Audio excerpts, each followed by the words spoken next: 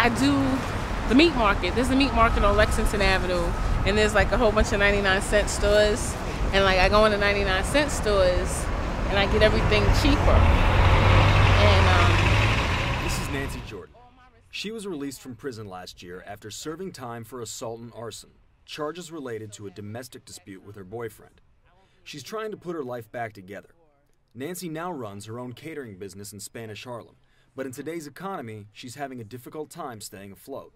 She's completed training to be a volunteer advocate for victims of sexual assault.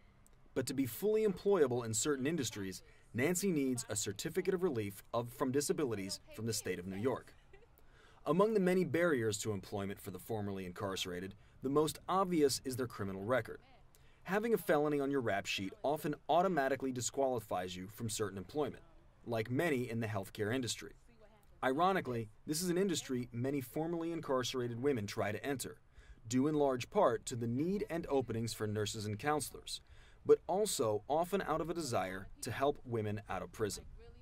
In order to enter such fields, someone with a felony conviction must first have their criminal record amended with a certificate of relief. This certificate removes the legal barriers to employment in certain fields for people who have been convicted of felonies. But getting one is no small task. First, there's a waiting period between 3 and 5 years depending on the nature of your offense. Second, there's a long application process. And all applicants aren't guaranteed to receive their certificate. Only after an investigation into your background and a hearing by a judge can you obtain one. Here's the story of Nancy Jordan in her own words, a formerly incarcerated woman who applied for a certificate of relief so she could find full employment for counseling victims of sexual assault and rape. I taught Phase 3, which is a program that they have in prison. And the program teaches you how to re-enter into the community, into society. And they kept telling us about different things, and you should do this, you should do that. So everything I taught, everything I learned, I tried. You're supposed to get a certificate of relief, which relieves you of all barriers from having a felony. So on paper, you still have this felony, but when you go to an employer and you say, look, I have this piece of paper that says you can't really look at that, now you better hire me. And how do you get the certificate? Oh, that I still have yet to obtain. For the simple fact is, there's a 3-year waiting period, then it has to go to a review, and it doesn't matter what your education is like, what your employment history has been like, none of that stuff. It is policy that they're going to follow to the T. Now you're just waiting? Oh no, I got denied. I'm still trying to figure that out too. I got denied in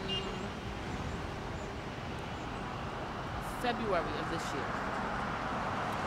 And then I didn't actually find that out until